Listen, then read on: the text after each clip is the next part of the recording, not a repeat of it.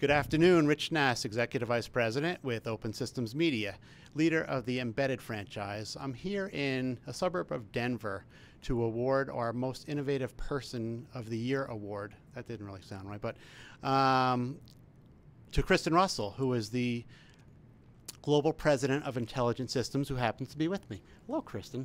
Hi, Rich. It's great to be here. Thank you. My pleasure.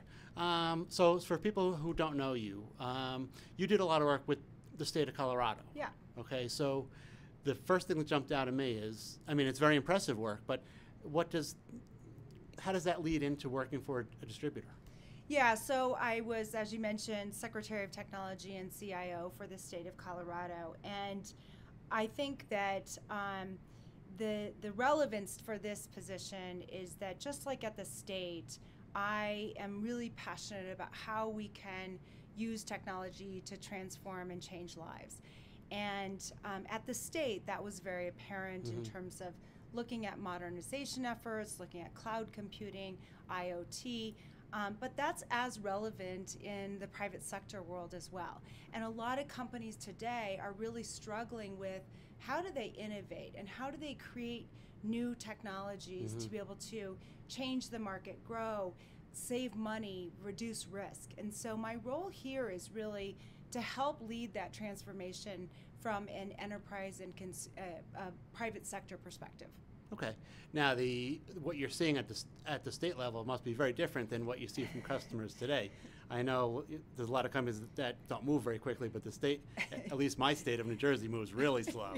Yeah, I mean, it's definitely a different pace, and I think that government in some ways is designed to go slow so that they do not do harm.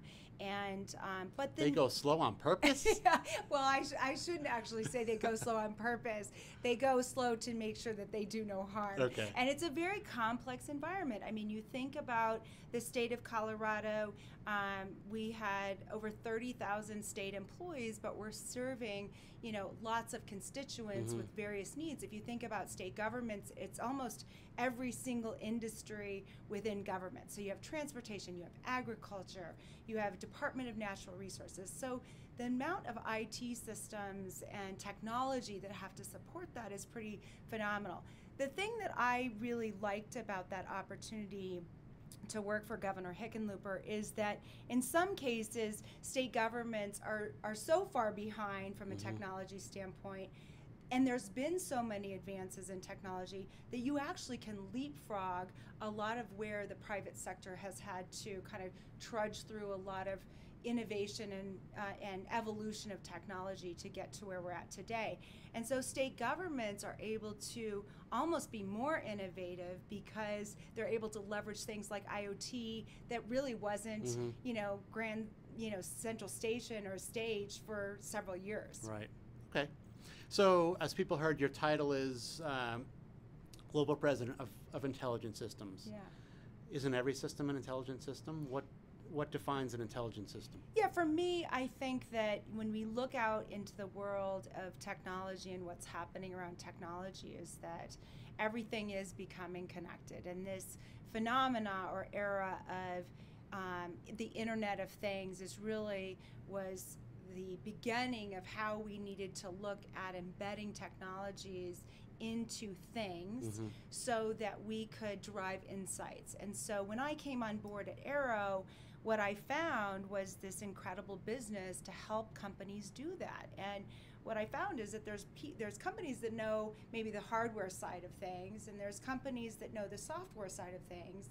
And there's not very many companies that actually can help make that transition. And that's what we do. So we help customers do the design, the actual build manufacturing, and then the delivery of those intelligent systems. And what I like about what we do is that it helps companies get back to their core purpose. So what we found is that a lot of companies, let's say in the healthcare space, we're having to spend a lot of time on those three aspects: designing systems, building systems, and then working with supply chain to get those systems out to market. And we've said, you're a healthcare company. You should really focus on your core mission, which is healthcare. Let us help you in those three phases to get your product out to market. So are your folks actually rolling up their sleeves and getting involved in the design work? Yeah, it's so great because, as you know from the work that you do, a lot of engineering talent goes into the concept and the ideation of a product and even prototyping, but there's that valley of death, right? Getting it from prototype to production. And many times I think people look at, and even from an engineering standpoint, this works as a single unit, but does it scale to make 100,000 of those units and actually make sure that they can scale on a global basis? And so we have solution architects and design engineers, and they actually are pivoted and directed towards specific verticals where we see significant growth, so that we can actually get experience from the portfolio of customers that we have to say, you know, in the healthcare space or in the transportation industry, we see that this type of solution actually really works well for your industry. And so that's appealing to our customers. So in a perfect world, where do you want to be brought into a design? At what phase? You know, from my perspective, I like to be brought in, and I like our team to be brought in at the ideation phase, and Really? where they're, yeah, because the closer we can get to what problem our customers are really trying to solve, the better we can think through not just the design. But they're pretty far from a PO at that point. That's okay, because you know what? We do a lot of work with startup companies, right, that have grand, you know, ideas of what they're going to eventually ship, as you know, but they're not there yet. And so we have many customers that we've started with them from the very beginning when they were, you know, literally two guys in their garage, and now they're a big company, and that's exciting to see. And it doesn't mean that all companies get there, but to what extent we can actually apply the wherewithal and the benefits of working with a Fortune 118 company like Arrow, we want to be able to help them. Very good.